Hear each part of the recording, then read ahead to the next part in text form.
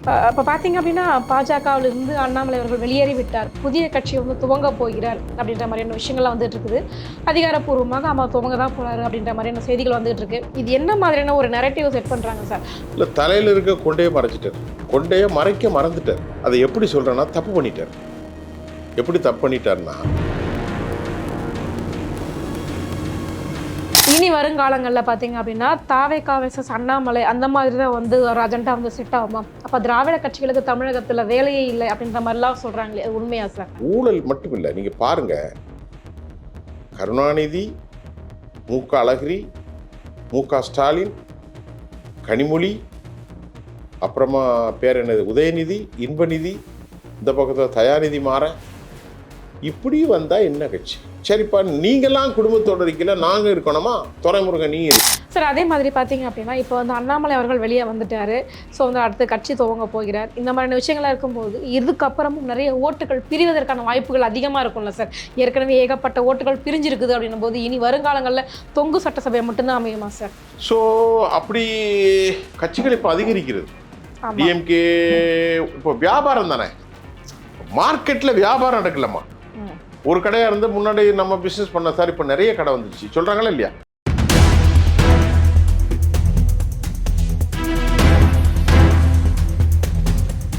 நேயர்களுக்கு வணக்கம். இன்றைய நேர்காணலில் நம்மோடு இணைந்திருக்கிறார் மூத்த பத்திரிகையாளர் திரு சுஃபியான் அவர்கள். வாருங்கள் பேசுவோம். வணக்கம் சார். வணக்கம். இப்போ பார்த்தீங்க அப்படின்னா பாஜகவிலிருந்து அண்ணாமலை அவர்கள் வெளியேறி விட்டார். புதிய கட்சி வந்து துவங்க போகிறார் அப்படின்ற மாதிரியான விஷயங்கள்லாம் வந்துட்டு இருக்குது. அதிகாரப்பூர்வமாக ஆமாம் துவங்க தான் போகிறாரு அப்படின்ற மாதிரியான செய்திகள் வந்துட்டு இருக்கு. இது என்ன மாதிரியான ஒரு நெரேட்டிவ் செட் பண்ணுறாங்க சார்? பாஜகவினுடைய இன்னொரு வருஷம் தான் அண்ணாமலை அப்படின்னு எடுத்துக்க முடியுமா? இல்லை, தலையில் இருக்க கொண்டையை மறைச்சிட்டார். கொண்டையை மறைக்க மறந்துட்டார். அதை எப்படி சொல்கிறேன்னா தப்பு பண்ணிட்டார். எப்படி தப்பு பண்ணிட்டார்னா, ஒரு பேச்சில் வரேன். தமிழக வெற்றி கழக வெற்றி பெற்ற பிறகு நான் ஏன் வெற்றி பெற முடியாது அவருன்னு நினைக்கிறார். இப்போ தொடர்ந்து பேசுகிறதுக்கு காரணம் இன்றைக்கு வரைக்கும் அவர் அறிவிக்கலை. இன்றைக்கி அவருக்கு 4ஆம் தேதி பிறந்தநாள் விழா, 41 வயசு. எப்படின்னா, அந்த கட்சியை விட்டு வெளியே வந்துட்டார்ல, அந்த கட்சியுடைய கொள்கை உனக்கு பிடிக்கலை. அப்போ நீங்கள் என்ன செஞ்சுருக்கணும்? கட்சிக்குள்ளே இருக்கும்போதே முறைப்படி தலைவர்கள்ட்ட கொடுத்து எல்லாம் முடிச்சுட்டு அப்புறம் ரிசைன் ஆரம்பித்து ப்ரெஸ்ஸை ஆரம்பிச்சிருக்கணும். அதான முறை. இவர் நான் போய் தலைவர்கிட்ட பெர்மிஷன் கேட்டு கொடுக்க போகிறேன்னு சொல்லி ஒரு வாரமாக செய்தி அதான் போயிட்டுருக்கு. அண்ணாமலை ரிசைன் பண்ண போகிறாரா, என்டிடிவி எடுங்க, இந்தியா டுடே எடுங்க, அப்புறமா டைம்ஸ் ஆஃப் இந்தியா எடுக்கிற, மிரர் எல்லாம் தமிழ்நாட்டில் இருக்கிற அவ்வளோ தொலைக்காட்சி, அண்ணாமலை வந்து விட்டார், அண்ணாமலை டெல்லிக்கு போகிறார், அண்ணாமலை சந்திக்கிறார். கடைசியில் சந்தித்து ரிசைன் பண்ணிட்டு வந்தால் பரவாயில்ல, அவங்க என்னென்ன சொல்கிறாரோ அதை கேட்க போகிறாரா உட்காந்துக்கிட்டு இருக்கார். முந்தா நேற்று போனவர் 1, நேற்றோட 2, இன்றைக்கி 3 நாள் ஆச்சு. அப்போ மக்களுக்கு என்ன டவுட் வருதுன்னா, முதலான டவுட் என்னன்னா, இவர் அண்ணாமலை அசைன்மெண்ட்டு அவங்க கொடுத்ததை இப்போ மாற்றுறார். அண்ணாமலை பாரதிய ஜனதா கட்சி, பாரதியாவுக்கும் ஜனதாவுக்கும் சம்மந்தம் இல்லை. தமிழக கழகம் என்பது தமிழ்நாட்டுடைய கட்சி. அப்போ அவர் என்ன நினைக்கிறாரு, என்னுடைய குடி கோவை, நான் ஒரு தமிழன். அவர் இந்தியன் எக்ஸ்பிரஸ் ஒரு செய்தி வெளியிட்டது, இவருக்கும் பாரதிய ஜனதாவுடைய ஐடியாலஜிக்கும் பொருத்தம் இல்லை. சரிதான். அப்போ நீ என்ன செய்யணும், பாஜக விட்டு நான் வெளியே வர்றேன்.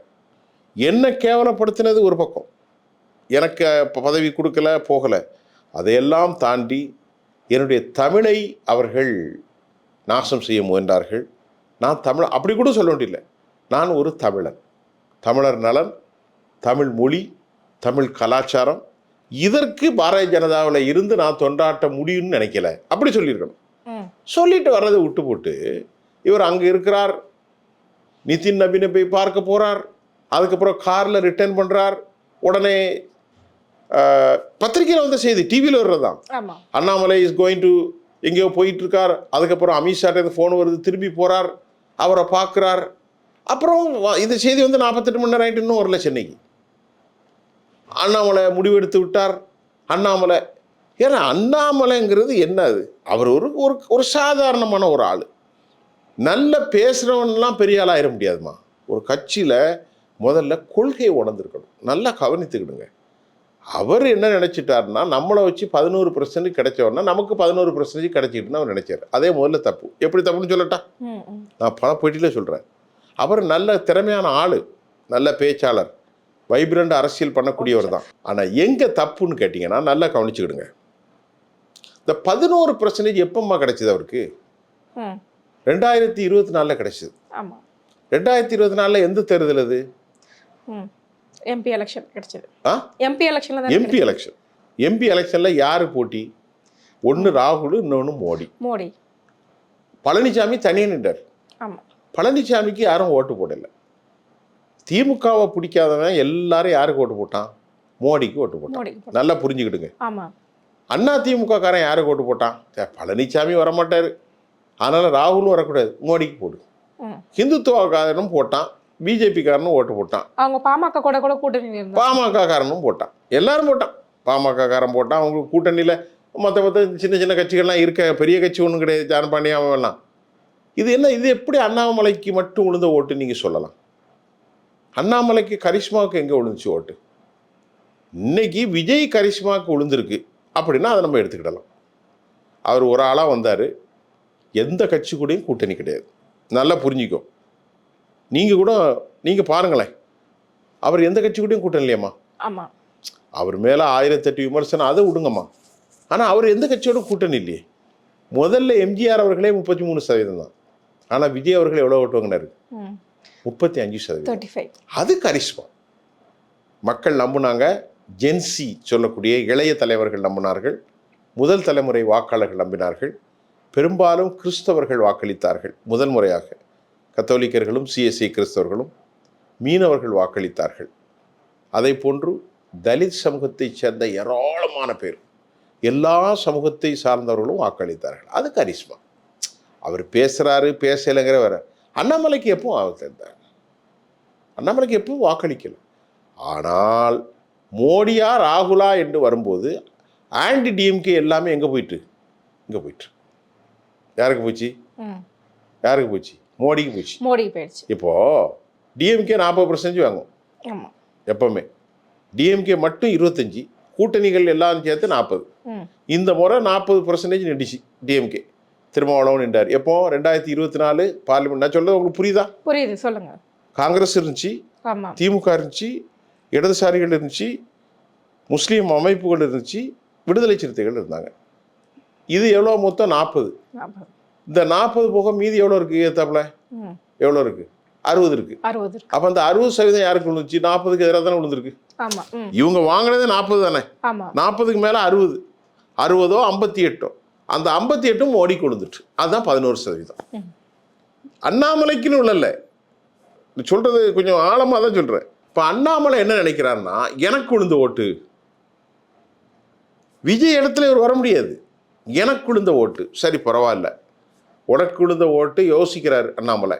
அவருக்கும் அட்வைசர் இருப்பாங்களே, தம்பி நீ நல்லா பேசுறீங்க, வயசு 41, 52 வயசு இருக்கக்கூடிய விஜய் வந்துட்டார், 48 வயசு இருக்கக்கூடிய உதயநிதி திராவிட முன்னேற்ற கழகத்தில் வந்துட்டார். ஜென்சி வாக்காளர்கள் 41%. ஜென்சி தானே? ஜென்சி ஜென்சி வாக்காளர்கள் 41%. இளைஞர்கள் எல்லாருமே வாக்களித்துட்டார்கள். நீங்கள் பாஜக இந்துத்துவாலாம் வேலைக்காவது. அது ஒரு பிராமணிக்கல் பார்ட்டி, அது பிராமின் ஜனதா கட்சி. அசலாக அதுதான், வேற அது ஹிந்து ஜனதா கட்சிலாம் இல்லை, பிராமன் ஜனதா கட்சி. அவர்கள் அதனால் இப்போ இவர் யோசிக்கிறார், அப்போ நாம் தனிச்சு நிற்போம், தமிழர் நலன், தமிழர் கழகம், தமிழர் வெற்றி கழகம், இப்போ தமிழக வெற்றி கழகம் மாதிரி அவர் ஒரு தமிழர் நலன். இனி பிஜேபியில் தான் நமக்கு ஃப்யூச்சர் கிடையாது, நாம் ஒரு ரைவலாக லோக்கல் அரசியல் எடுப்போம், அதுவும் மதச்சார்பற்ற அரசியல் எடுப்போம். ஹிந்து வாங்க, முஸ்லீம் வாங்க, தலித்துகள் வாங்க, கவுண்டர்கள் வாங்க, வன்னியர்கள் வாங்க, எல்லாரும் வாங்க, நல்ல விஷயம்தான். இப்போ நீ அதுக்கு முதல்ல என்ன செஞ்சுருக்கணும்? பாஜகவுக்கு எதிராக குரலை கொடுத்துருக்கணுமா? நீ பாஜக கூட போய் சப்பையை தட்டிட்டு இருக்கணும். இப்போ நான் சொல்றது உங்களுக்கு புரியுது? அம்மா பாஜக விட்டு தான் வெளியே வரீங்க. பாஜகவில் எனக்கு வாய்ப்புகள் மறுக்கப்பட்டது மட்டுமல்ல, தமிழ்நாட்டு நலன் சார்ந்து பாஜக எதுவும் செய்யல. அவர்கள் சனாதத்தை தூக்கி பிடிச்சாங்க, தப்பா பேச வேண்டியதில்லை, இந்து மதத்தை பேச வேண்டியதில்லை அவரும். ஆனால் தமிழர் நலம் சார்ந்து ஒன்றும் செய்யல. தமிழ்நாட்டுக்கு 2500 கோடி ரூபா கல்வி பணம் வரல. கேட்டால் பிஎம் ஸ்ரீ திட்டத்தில் கையெழுத்து போட்டால் தான் தருவேன்னு சொல்கிறான். இப்போ அது 4000 கோடி 5000 கோடி ஆயிட்டு விஜய் வந்தோடனே. அடுத்து 2வது தமிழுக்குன்னு முக்கியத்துவம் கொடுக்கல, எங்கே பார்த்தாலும் சமஸ்கிருதம் தான். அர்ச்சகர்கள் அனைவரும் ஆகணும்னா இல்லை, பிராமணர்கள் தான் ஆகணும்னு சொல்கிறான். அப்புறமா 4வது என்ன சொல்கிறா, நீட்டு தமிழ்நாட்டு பிள்ளையெல்லாம் தற்கொலை செஞ்சுக்கிட்டு இருக்கு. 5வது என்ன சொல்கிறா, அந்த கொள்கை அவர் தான் சொல்கிறாரு, நீட்டு தமிழ்நாட்டுக்கு ஆகாது.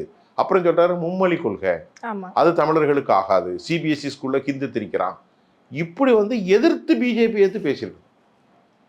அப்படி பிஜேபி ஏற்று பேசிட்டு திமுகவை ஏற்று பேசிட்டு திராவிடர்கள்ட்டு போய் சொல்கிறான் திமுக காரன், சாதியை பண்ணுறான், ஊழல் பண்ணுறான், வாரிசு அரசியல். அப்புறம் விஜய் பண்ணக்கூடிய கமிட்டடை சொல்லி காட்டினா உனக்கு ஒரு வாய்ப்பு வரும்.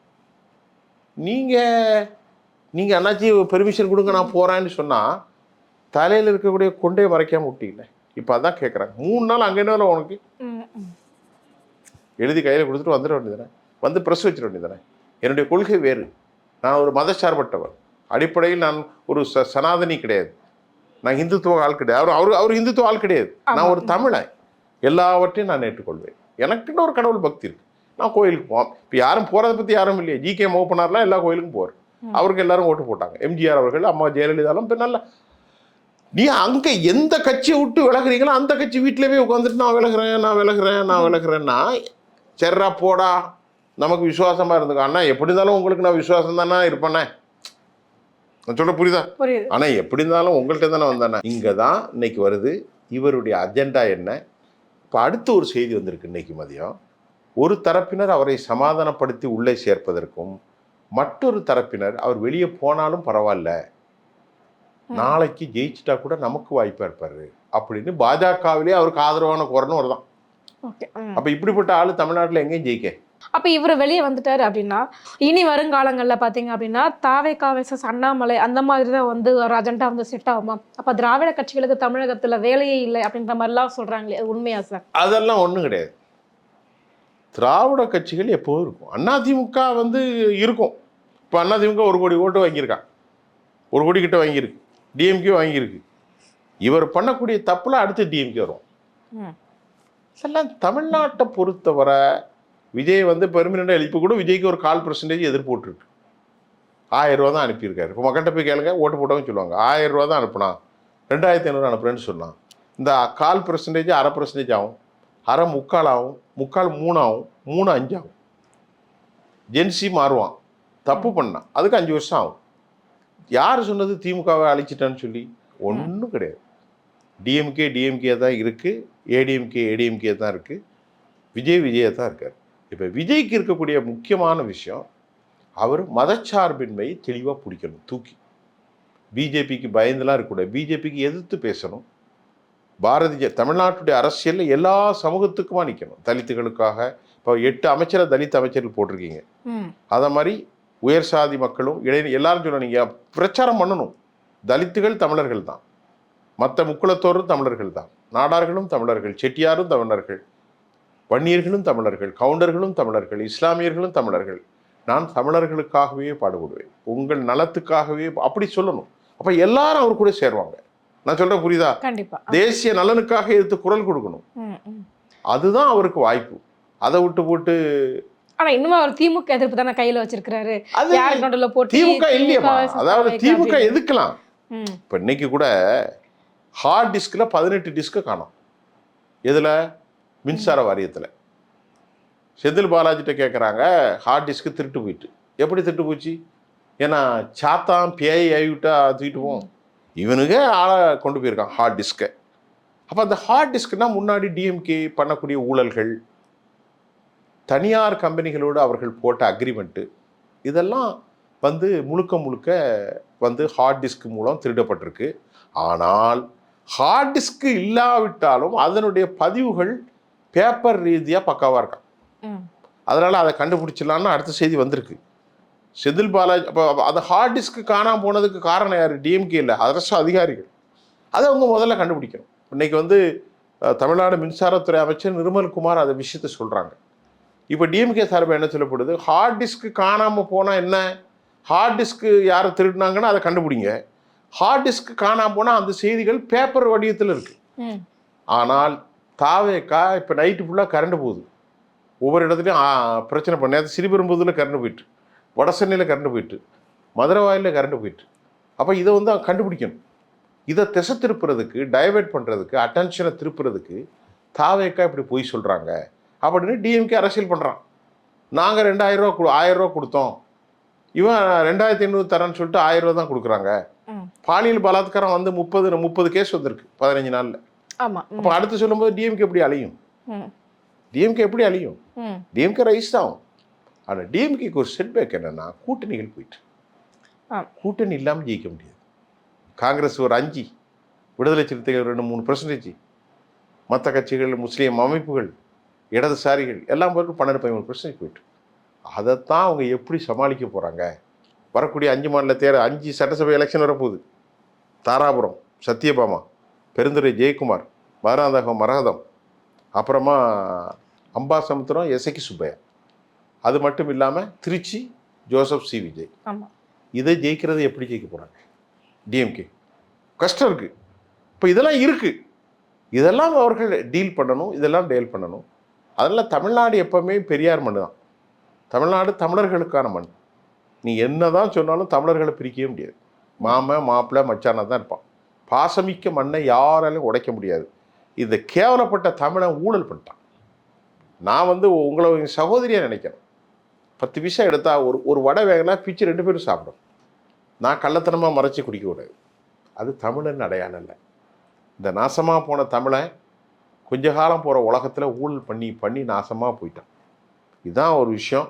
அதனால் அண்ணாமலை தலையில் இருக்கக்கூடிய என்னது கொண்டைய மறைக்க மறந்துட்டார்.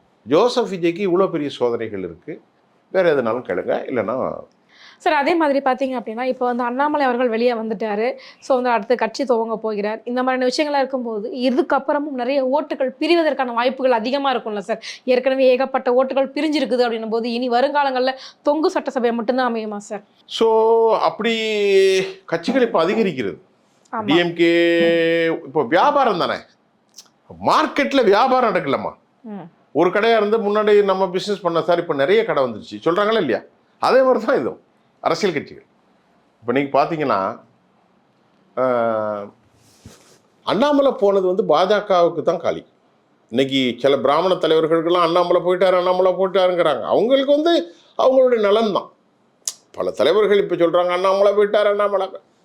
அண்ணாமலை போயாச்சுன்னா அவர் பிராமணர் தலைவர்களாக தமிழ்நாட்டில் ஒன்றும் சாதிக்க முடியல. பல பேர் இருந்தாங்க, இலக்கணேசன் இருந்தார், அதுக்கு முந்தி ஆட்கள் இருந்தாங்க, அதுக்கு எதுவுமே ஒத்துரும் செய்ய முடியல. அப்போ இவர்களை வைத்து ஹிந்துத்துவாவை நிலைநிறுத்துறதுக்கு அவங்க பாடுபட்டாங்க. கவுண்டரோ நாடாரோ ஒரு பிற்படுத்தப்பட்ட சமூகத்தை வச்சு அது வந்து தமிழ்நாட்டில் இது வரைக்கும் எடுபடலை. நீங்கள் சொன்ன மாதிரி அண்ணாமலை வந்து என்ன சாதிப்பார்? அவர் வந்து இன்னும் கொஞ்சம் டைம் இருக்குது, அவருக்கு டைம் கொடுக்கணும். இன்றைக்கி இருக்கிற அவருடைய ஸ்டேட்டஸ் என்னென்னு சொன்னால் அவருக்கு ஒரு 5% கிடைக்கும். கொங்கு மண்டலத்தில் அவருக்கு சாதி கோயம்புத்தூர் பகுதியில் கிடைக்கும். அப்புறம் அண்ணாமலைக்கு வைப்ரண்ட்டாக ஒரு 2% கிடைக்கும். அவர் எழுச்சி, அவர் மீது அன்பு கொண்ட சில சகோதரர்கள், அதுக்கப்புறம் அவருடைய நடவடிக்கைகள். ஆனால் எந்த காலத்திலையும் அண்ணாமலையால் அதிமுக ஓட்டை பிரிக்க முடியாது, எந்த காலத்திலையும் அண்ணாமலையால் திமுக ஓட்டை பிரிக்க முடியாது. அது பாட்டுக்கு இருக்கும். விஜய் ஓட்டை அண்ணாமலையால் பிரிக்க முடியாது. அண்ணாமலையால் பிரிக்கக்கூடிய ஓட்டு எது ஓட்டுனா ஹிந்துத்துவா ஓட்டு, பாரதிய ஜனதா ஓட்டு. புரியுதா உங்களுக்கு? ஆமாம். அதனால் இப்போ டிஎம்கே தவறுகளை திருத்தணும். பெரும்பாலும் இவர்கள் எந்த தவறுகளை திருத்துறதுக்கு சட்டம் ஒழுங்கு இன்றைக்கி ஆட்சி குறைஞ்சது காரணம் சினிமா. இப்போ என்ன சொல்கிறாங்க, 15% சினிமா, மீதி 20% ஆட்சிக்கு எதிரான அலை, ஊழல், சுவாகா செய்கிறது. டிஎம்கே தோத்த காரணம் என்ன தெரியுமா? ஊழல் நிறைய பண்ணிட்டாங்க. ஊழல் மட்டும் இல்லை, நீங்கள் பாருங்கள், கருணாநிதி, மு.க. அழகிரி, மு.க. ஸ்டாலின், கனிமொழி, அப்புறமா பேர் என்னது உதயநிதி, இன்பநிதி, இந்த பக்கத்தில் தயாநிதி மாற, இப்படி வந்தால் என்ன கட்சி? சரிப்பா, நீங்களாம் குடும்பத்தோடு இருக்கல, நாங்கள் இருக்கணுமா? துரைமுருகன் நீ இரு, அவன் மகன் பேர் என்னது கதிரானந்த். அப்புறம் முன்னாள் இருக்கிற ஆற்காடு வீராசாமி இல்லை, இப்போ அவர் பையன். அடுத்தாப்புல பொன்முடி பையன். அப்புறமா தங்கவேலுடைய பையன் தங்கம் தென்னரசு, தமிழச்சி தங்கப்பாண்டியன். அப்புறமா KKSSR ராமச்சந்திரன். வேற ஒன்றும் வேணாம், KA நேருடைய மகன் போட்டிட்டார். இப்படி வாரிசு. அது மட்டும் இல்லாமல் சட்ட ஒழுங்கு பெரிய பிரச்சனை, பெண்கள் பாலியல் பலாத்காரம், அது அது மட்டும் இல்லாமல் திருநெல்வேலியில் திமுக MP ஞானதிரவின்னு ஒருத்தன், ஏராளமான. அப்புறம் அங்கே வந்து கன்னியாகுமரி மாவட்டத்தில் இதெல்லாம் பெரிய சிக்கல் ஏற்படுச்சு. அப்போ இவர் கொடுத்தலாம் உண்மைதான். இவர் 1000 கொடுத்தாரு, சிற்றுண்டி கொடுத்தாரு, முதியோர் உதவித்தொகை கொடுத்தாரு, பொங்கலுக்கு 3000 கொடுத்தாரு, அப்புறம் 5000ல் 3000 ப்ளஸ் சுற்றி பார்க்க 2000 கொடுத்தாரு. அதை விட மக்களுக்கு பாதிச்சது டாஸ்மாக் பிரச்சனை, ஊழல் பிரச்சனை, அடாவடி பிரச்சனை. அதுக்கு சரியான சாய்ஸ் பார்த்தாங்க. சரியாக ஒருத்தன் வந்தான் விசில தூக்கிட்டு ஒரு பேச்சு சொல்ல வரேன். சரி, மக்களுக்கு என்ன கேட்டாங்க, ஒரு மாற்றம் வரட்டுமே, ஒரு மாற்றம் வரட்டும். நான் எல்லாத்தையும் பார்த்தேன். 40 வயசு ஜென்சி மட்டும் கிடையாது, அதுதான் தப்பு. 27 வயசு 28 வயசு ஜென்சி மட்டும் கிடையாது, 50 வயதுக்காரனும் சொன்னான், 60 வயசுக்காரன்னு சொன்னாங்க. ஒரு மாற்றம் வரணும். அந்த மாற்றத்தின் விளைவு தான். அதுக்காக இன்னைக்கு அவங்களே நீ வர முடியாதுன்னு சொல்றது அரசியல் சூட்சமம் அல்ல. புரட்சித் தலைவர் டாக்டர் எம்ஜிஆர் தோத்தர் 80ல் 6 மாதத்துல ஜெயிச்சிட்டார். அது மாதிரி அது ரொட்டேஷன் தான். புரியுதா உங்களுக்கு? தமிழ்நாட்டுடைய அரசியலை ரொம்ப நல்லா புரியணும். தமிழ்நாட்டுடைய மண்ணினுடைய வளத்தை கரெக்டாக புரியணும். மண்ணின் மைந்தர்களுடைய உண்மையான சிந்தனையை புரியணும். புரிந்தால் மட்டும்தான் தமிழ்நாடு அரசியலை பற்றி தெரியும். கண்டிப்பாக சார். எங்கள் கேள்விகளுக்கு ரொம்ப சிறப்பான பதில் சொன்னீங்க சார். ரொம்ப நன்றி. நன்றிம்மா.